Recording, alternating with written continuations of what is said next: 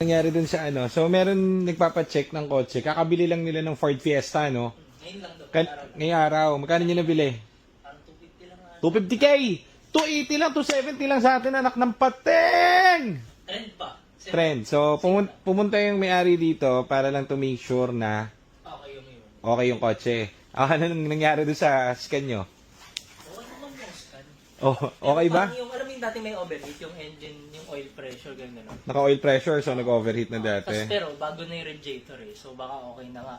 Okay. Eh nung kanina pa nila gamit, naka-temp naman kami, nasa 70, 80 lang. Normal na kasi parang bago na yung radiator eh. Mm. Kaso, syempre, yung full checking talaga dun sa scan, ang sabi kasi nila, parang isang factor nga din yung mababa, yung mileage. Dito Mababa, kaya nila binili, mababa yung mileage. Nagagamit, 31 lang. Ilang mileage? 123. Hindi, 31 ang nakalagay Sa gauge. sa gauge. Then sa ano, ilan? 123. 123,000 kilometer? 123. Ano sabi na bumili? Eh, sabi ko, tinatanong ko, tsaka chinek ko na rin yung papers eh. Okay naman, naka-encumber. Sabi, sa kanya mo ba nabili? Hindi daw, dun sa kakilala daw ng ano nila. Pero syempre, sa bahay lang naman. Sa first owner naman, second owner, pero sa bahay nabili. Pero 123 kilometer ang mileage? Hindi ka, ba't saan sila babiyahe? Mindanao. Mindanao? Hindi pa naman daw kayo. Hindi, kumbaga, bakit mo dudugasin ng mileage kung walang problema? O ngayon, kung nakadugas yan, naku, huwag may babiyahe yan, naku po. Sure yan. Pinapacheck kasi sa amin dahil babiyahe daw sila ng saan? Mindanao. Yung mga kotse natin, guys, nasa Mindanao na ngayon. So, yung sa kotse sa marketplace, hindi natin sure, syempre. Kaya kahit anong check namin dyan, kung doon pa lang sa mileage, nakadaya na, no? Awit na yun. Voltage niya 12 lang, naka-start na. 12? 12.8. O, pati alternator, may problema. Dapat Hindi 14. naman, parang battery niya 13.8. napabigay na yung Hindi. Kapag ka makita mo yung volts, 12, ibig sabihin, kasi naka-on, di ba? Oo, Ang alternator, ang volts dapat yan 13 something. So, 12.88 na. so kahit mahina ang battery mo, dapat dyan, tataas ang ano. Kakalbo yung gulo. Tapos kalbo pa gulong. Sayang, unti na lang. Ba't dito guys, ulitin ko. Asan na yung mga tranny set? Bago, ang transmission. Puro original. Flywheel. Flywheel ba yan? Saan? Puro motocrop guys. Puro motocrop. Oh, labas mo ang mga bubot ng mga stocks natin.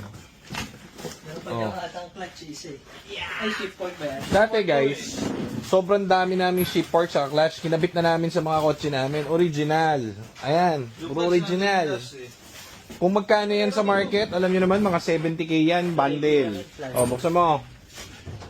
Guys, lahat ng gamit namin, genuine na Ford. Tignan tag namin, puro iridium. Belt namin, puro original. Timing belt, dry belt. Mga tubo-tubo namin, original. Lahat yan. Langis namin, Castrol, Ford, original. DCT clutch namin, original. Sobrang mahal yan. Lahat yan bago. Radiator namin bago. Lahat bago. Bago. Okay, so ayan mga langis namin, puro bago. So ito pa yung iba naming clutch, pati shift fork. Oh, clutch bago, original. Pakita mo, buksan mo kaibigan. Buksan mo kaibigan para makita nila. Natay na kami. Okay, so Mahulog dito. silyado pa yan boy. So, hindi ko magets, ba't ka bibili sa marketplace? Ba't ka susugal ng tig 200 o 250? Sabihan na pa eh. Oh. Fresh na fresh pen po. So, ba't ka susugal sa labas? Kung onti lang naman yung difference, 250K mo nabili, 280 lang yung pesta rito. Ang EcoSport natin, 300 sa marketplace to 330, mga ganyan. 350 lang sa amin to 400, depende kung titanium. Bakit ka naman susugal doon, kaibigan? Bakit? Sa kanila, ilan yung mileage? Ito yung mileage sa kanila, 123,364. Pero ang mileage sa odometer ilan? 31. Ilan? 31,000. O ngayon, ang tanong sa inyo, nung bumili ng kotse, ano? Abot daw ba Mindanao? Oo. Sabi ko sa kanila, nasa iyo naman yan. Pero sa ngayon, okay yung kotse. Pero syempre tulad nun, mileage mo 123. So hindi natin alam yung... Bakit mo siya dadayain kung Oo, tumatakbo na? So, Ayos. kaya sabi ko sa kanila, usapin na lang yung pinag- Parang wala pa tayo nadayang kahit isang mileage, ano? Na ganyan. Palit din naman lahat eh. Oh, ba't mo, tingnan mo guys yung logic, ba't namin dadayain yung kotse, yung mileage? Doon pa lang makikita mo na eh. papalitan namin lahat ng mga parts na yan. Umaabot yan eventually mga 120 to 150 kasama yung labor. Tapos, di ba? Bakit mo dadayain ng mileage? So, kapag maganda at quality yung kotse mo, di mo kailangan mandaya ng mileage. Dadayain mo lang yan kapag gusto mong ipasa yung problema doon sa makakabili, ano? Ay, yan ang masaklap. Ang saklap-saklap! Unti lang yung difference, 250 na bili. 250. 270 lang ang piyesta sa amin. Kung 250, tapos walang issue, kung 31 talaga yung ano na, okay yan, okay sa price. Kaso nga, kung ganun yung mileage, di, maandal naman, maayos. Kaso marami na siyang pinagdaanan, kumbaga.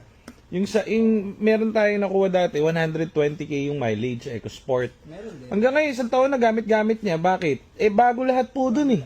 Maayos. Pero yung mileage, hindi po namin dinadaya. Yung pa rin po, kami pa nanguhuli ng mga ganyan. Yung makikita nyo sa vlog natin.